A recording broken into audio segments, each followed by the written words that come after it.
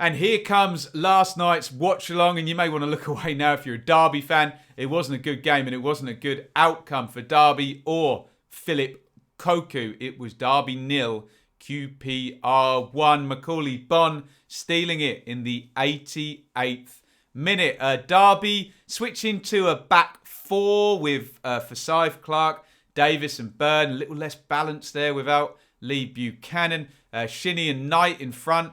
And then no front three as such. Waghorn leading the line with Lawrence, Rooney and Josviak.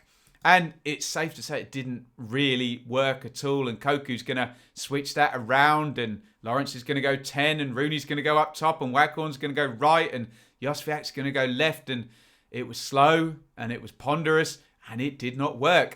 Anyway, QPR standard sort of back four now for them. It now looks like Kane and Hämäläinen are the fullbacks there instead of Kakai and Wallace that had been earlier ahead of Dieng and Dickey and Barbe stayed centre-half partnership there. Cameron and Carroll, and then Adoma and Samuel wide with Chair and Dykes. Samuel and Adoma swapped a fair few times, both essentially right wingers. So a bit of a lack of balance there. You want to either play two orthodox wingers or two inverted wingers rather than one orthodox and one inverted. You know, who's going outside, who's going inside, who the hell knows? And who the hell cares for QPR, who should have taken the lead really early on in this one. Adoma crossing in for Dyke, so you can see about 4 yards out. I don't think the still really does justice to that. It was a really decent chance, and Davis didn't manage to put the pressure that it does seem to imply he did on there. But Dykes heads it straight at Marshall, who palms it away. Here is the closest Derby got, and it's a low percentage chance outside the box. Rooney, great technique as ever, half volley, puts that one off the outside of the post. And you can see Dieng a fair distance away from that one. He's not saving that one if it is inside the post, I wouldn't have thought. Here comes the goal. I can't get a good still of a close-up of Dickey's challenge on Josviak.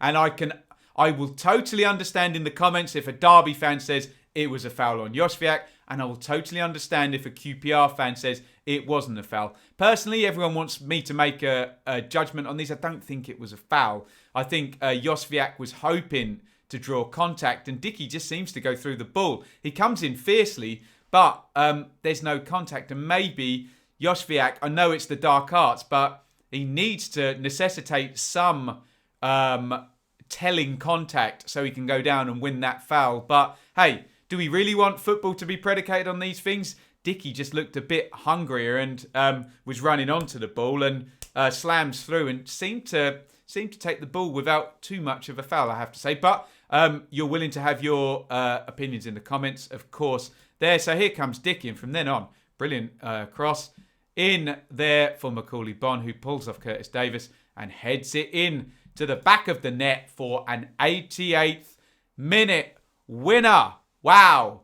So really bad news for Derby. Good news for QPR there.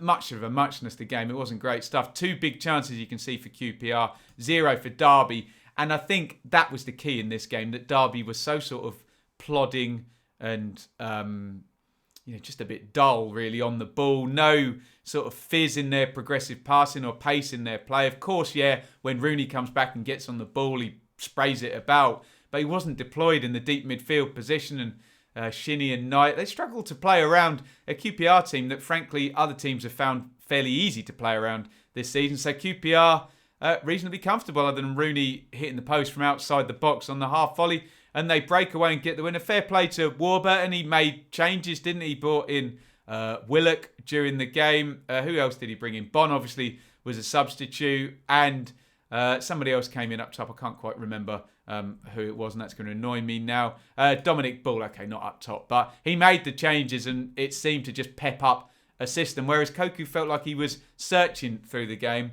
wasn't he? And in terms of the table, Rangers there, 2 straight wins, great for them, congratulations, and 7 points across the last 4 after a bit of a dismal run. That puts them in 16th. Derby, and if we take into account that Wednesday have actually now got 5 points, Derby really poor run. Now, Uncle Mel, will his finger be on the trigger? We are hearing about takeover bids Arab money coming in, change of ownership.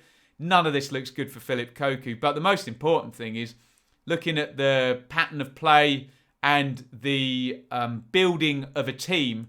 No one's really seeing it at the moment, are they? I thought Derby would improve and be high up in the table, push on from last season, but they've sold. Out has gone Martin, Bogle and Lowe, and the quality of the team has dropped off. Obviously, you've got really good Knight, Buchanan, Bird, and Sibley. Good young players coming through there. You've got the influence of Rooney. Some quality up top. Maybe they do still need a striker. Colin Kazim-Richards came in and Waghorn, as much as I don't know. Is he going to carry you 15, 20 goals a season? Derby fans seem to be missing Chris Martin, put it that way. So not looking good down there. Will Cocu be fired? Who knows? One more game and then an international break. And believe me, I know I said it before the last international break, and we did see Struber go. Wasn't there another manager go in the last international break? I can't quite remember. I said that Lamucci, there you go. I said this is normally the graveyard for managers. International break number 2, 11 games gone. I wonder whether Cocu is going to be not long for this world in terms of Derby managers. Let me know whether you think he should or shouldn't be, whether he should get a little bit longer. Remember, he has only had Josviak, Lawrence, Waghorn all fit together for a couple of games. Bielik is coming back. Is that going to change anything? I don't know. You give me your opinions in the comments. Either way, I'm sure your opinions of this game are not going to be great from a Derby point of view.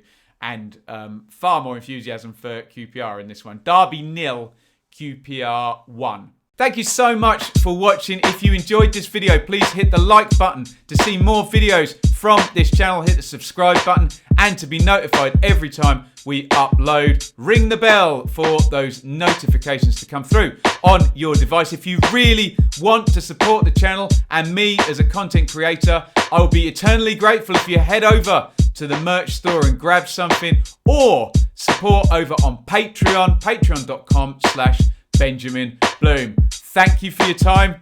Go and watch another video.